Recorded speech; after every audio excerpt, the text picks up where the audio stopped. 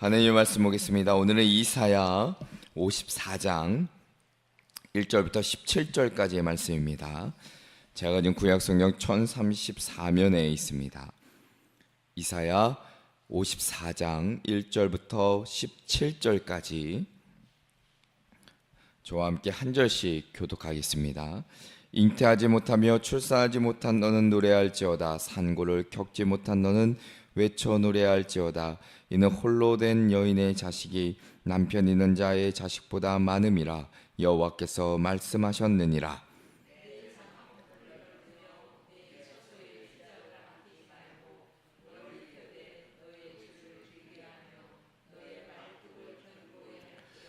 이는 내가 좌우로 퍼지며 내 자손 열방을 얻으며 황폐한 성읍들을 사람 살 곳이 되게 할 것임이라.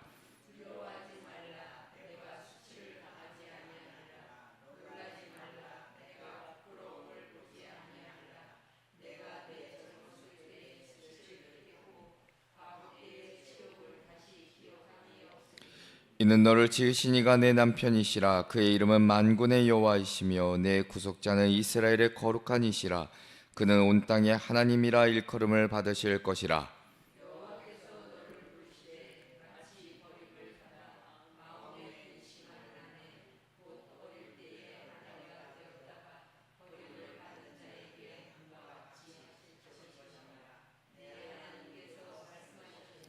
내가 잠시 너를 버렸으나 큰 긍휼로 너를 모을 것이요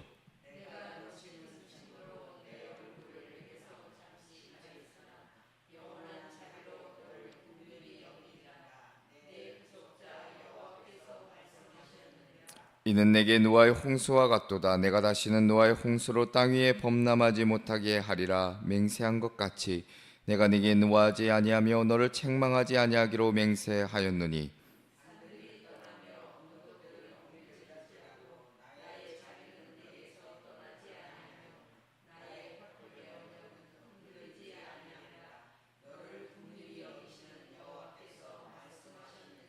너 공고하며 광풍에 요동하여 안위를 받지 못한 자여, 보라, 내가 화려한 채색으로 내 돌 사이에 더하여 정옥으로 내 기초를 쌓으며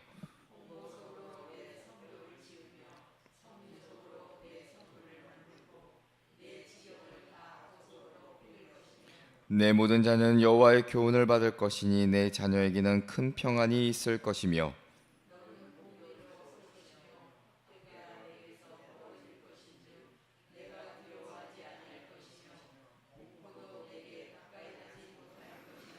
보라, 그들이 분쟁을 일으킬지라도 나로 말미암지 아니한 것이니 누구든지 너와 분쟁을 일으키는 자는 너로 말미암아 패망하리라.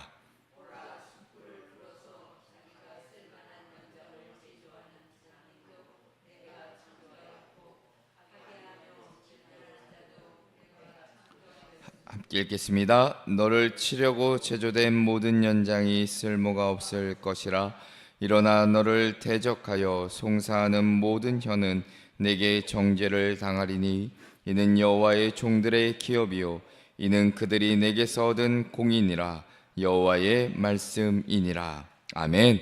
할렐루야. 아멘. 오늘도 각자의 삶의 자리에서 함께 예배하시는 또한 모든 성도님들과 이곳에서 또한 함께 예배하시는 우리 성도님들에게 하나님의 크신 은혜가 있기를 먼저 주님의 이름으로 축원합니다. 오늘 말씀의 제목은 영원한 자비와 흔들리지 않는 언약입니다. 영원한 자비와 흔들리지 않는 언약. 오늘 우리가 함께 읽으신 54장은 이스라엘 백성에게 주신 하나님의 회복의 말씀입니다.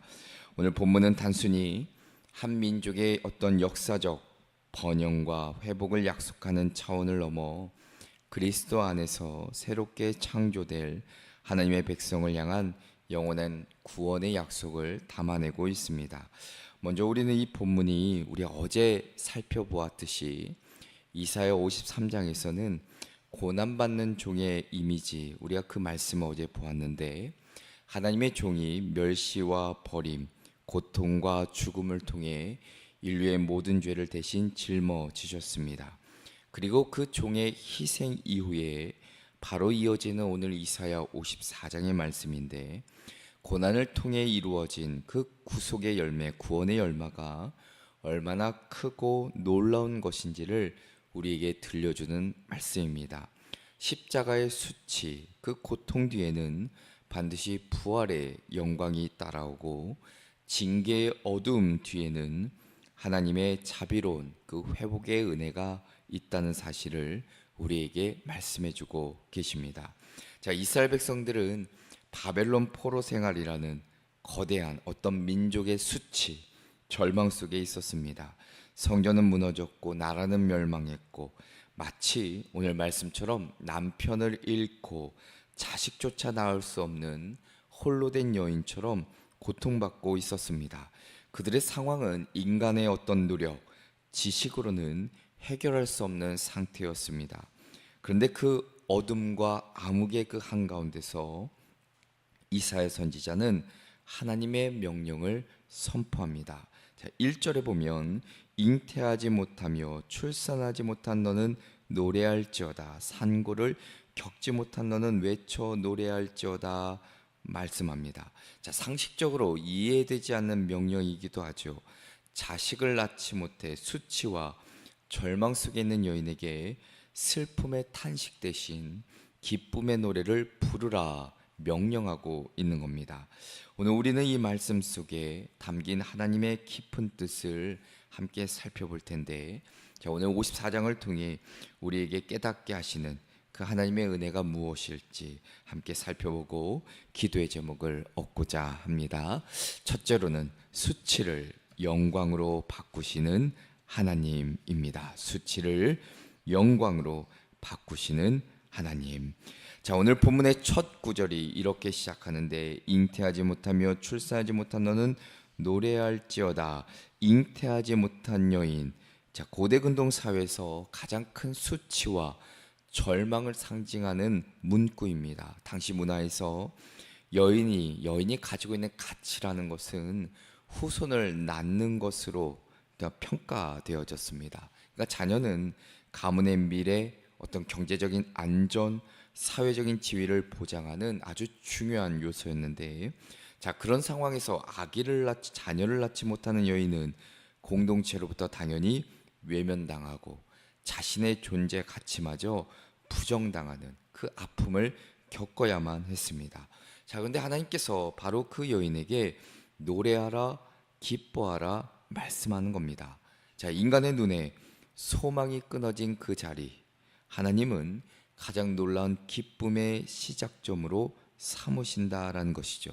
자, 오늘 본문은 또한 홀로 된 여인을 남편 있는 여인보다 더 많은 자식을 얻을 것이라 말씀하고 있습니다. 홀로 된 여인, 우리가 상징적으로는 포로로 끌려간 황폐한 예루살렘을 상징하는데, 자, 버려진 것 같고 소망이 끊어진 듯 보이는 그 자리에서 하나님이 새로운 생명과 번성을 약속하고 계십니다. 자, 2절에서 보면 내 장막터를 넓히며 내 처소의 휘장을 아끼지 말고 널리 펴라 명령하십니다. 자, 또 의아한 명령이지요. 자식 하나 없는 여인에게 장막을 넓히라, 그 공간을 확보하라 라는 것은 논리적으로는 참 어이없는 불가능한 요구이기도 합니다. 자, 그런데 이것은 하나님이 주시는 미래를 위한 어떤 믿음의 행동을 그 안에 담아내고 있습니다. 그러니까 하나님은 이스라엘에게 현재 그 텅 빈 그 장막을 보지 말고 수많은 자녀들로 가득 찰 그 영광스러운 미래를 바라볼 것을 말씀하는 겁니다. 수치의 상징이었던 텅 빈 공간, 이제는 번영과 영광을 위한 그 장소로 바꾸라 말씀하고 있습니다.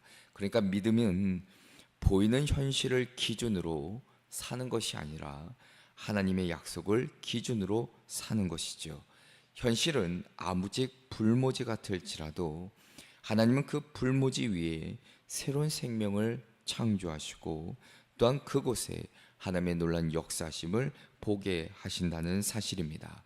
자, 이어지는 4절부터 6절의 말씀을 보면 하나님이 그 수치를 영광으로 바꾸시는 그 근거를 설명해 주시는데, 자, 먼저 4절에 보니까 두려워하지 말라, 수치를 당하지 아니하리라라고, 내가 수치를 당하지 아니하리라, 그리고 놀라지 말라, 내가 부끄러움을 보지 아니하리라라고 기록하고 있습니다. 자, 젊었을 때의 수치, 그러니까 과부로서의 치욕, 이게 더 이상 기억되지 않을 것이라 오늘 이 4절에 기록하고 있습니다. 인간의 어떤 과거가 현재 우리 삶을 규정하는 것이 아니라 하나님의 약속이 새롭게 쓰여질 새로운 삶, 그 미래가 이들에게 있다는 것을 알려주고, 자, 5절의 말씀을 보면 너를 지으신 이가 내 남편이시라 또한 말씀하십니다. 자, 남편이라는 것, 단순한 부부 관계를 넘어서 언약의 관계를 뜻합니다. 그러니까 이스라엘이 불신앙으로 하나님을 떠났지만 하나님은 여전히 언약을 지키시는 남편으로, 구속자로, 만군의 여호와로 자신을 드러내고 계시죠. 또한 6절에도 보면 여호와께서 너를 부르시되 버림받은 아내와 같이 하실 것이라 기록하고 있습니다. 여호와께서 너를 부르시되 마치 버림을 받아 마음에 근심하는 아내, 곧 어릴 때에 아내가 되었다가 버림을 받은 자에게 함과 같이 하실 것이라.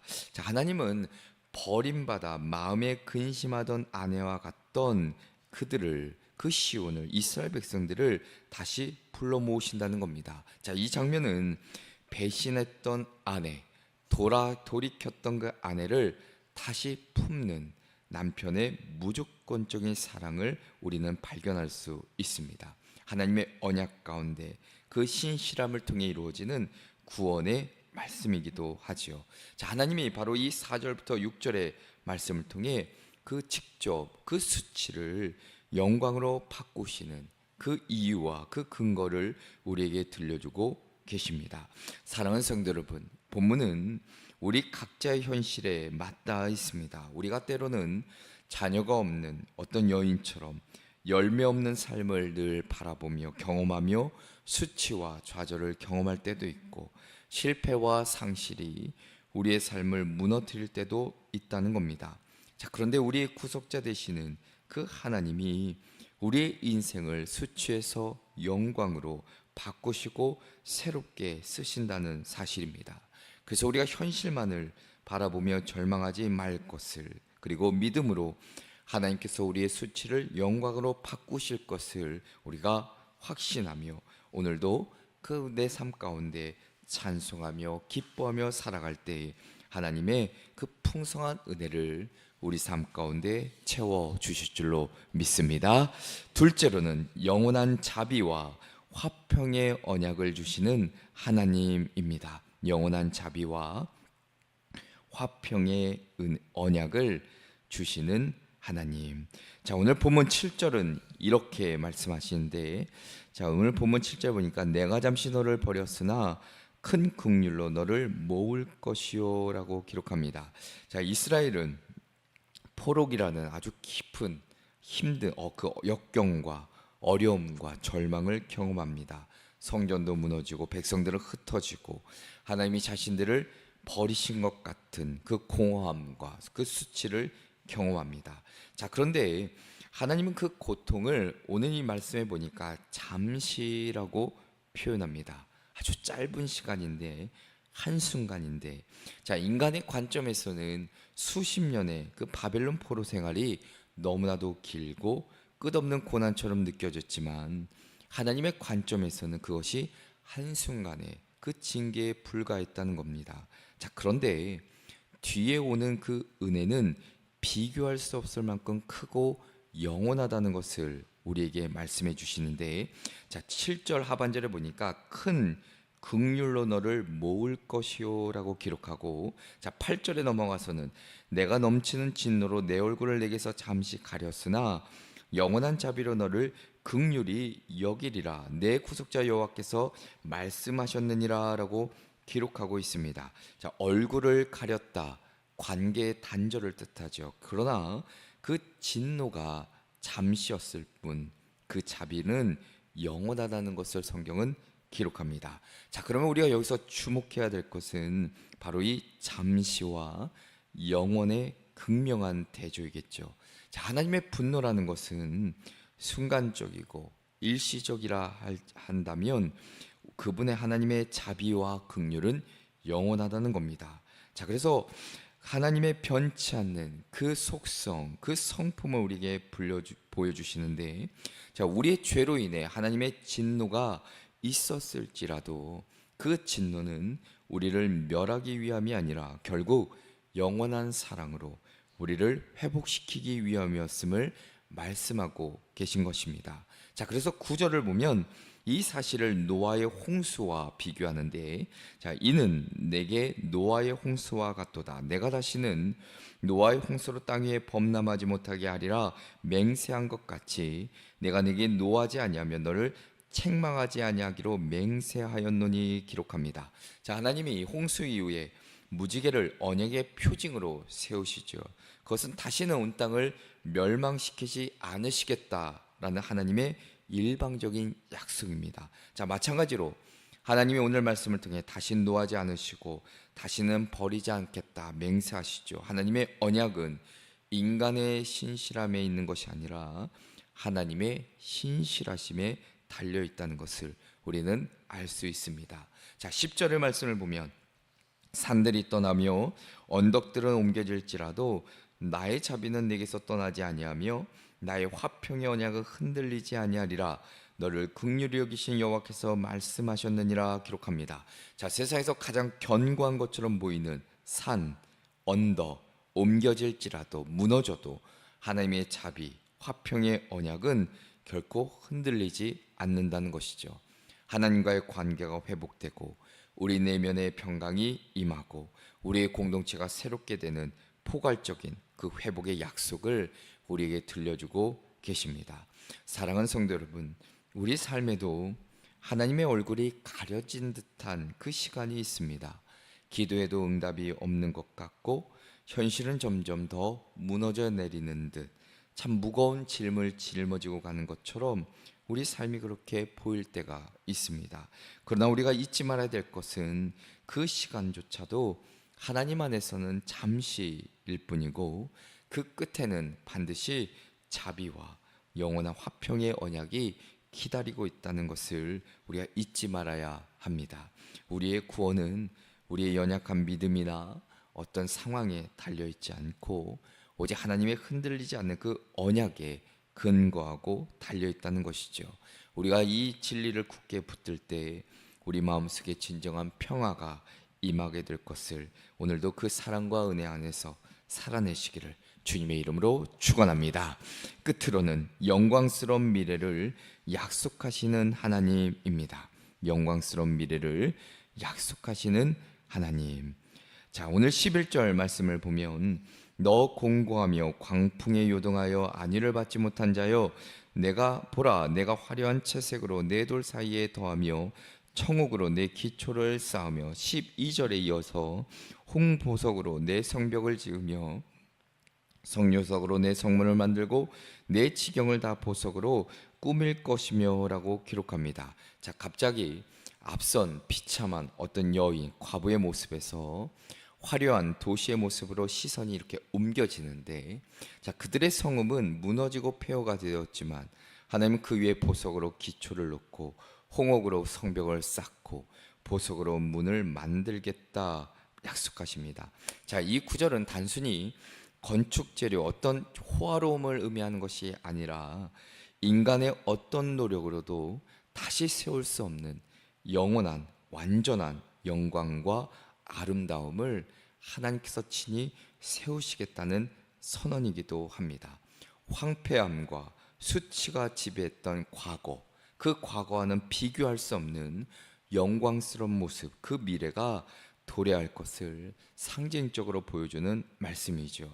자, 이 약속은 외적인 아름다움에만 국한되지 않고 13절과 14절을 보면 바로 내적인 평화와 안전을 약속해 주시는데 13절에 보니까 내 모든 자녀는 여호와의 교훈을 받을 것이니 내 자녀에게는 큰 평안이 있을 것이며 너는 공의로 설 것이며 학대가 내게서 멀어질 것인즉 내가 두려워하지 아니할 것이며 공포도 내게 가까이 하지 못할 것이라 기록하고 있습니다. 자, 진정한 평화라는 것은 하나님의 가르침을 받고 하나님과의 온전한 관계 속에 있을 때, 그럴 때 주어지는 진정한 샬롬의 은혜이죠. 세상의 혼란 속에서도 흔들리지 않는 평안이 바로 하나님의 약속입니다. 마지막으로 15절부터 17절의 말씀을 보면 이 약속의 궁극적인 보증이 되시는 하나님의 주권과 보호를 다시 한번 우리에게 말씀해 주고 계시는데, 보라, 그들이 분쟁을 일으킬지라도 나로 말미암지 아니한 것이니 누구든지 너와 분쟁을 일으킨 자는 너로 말미암아 패망하리라.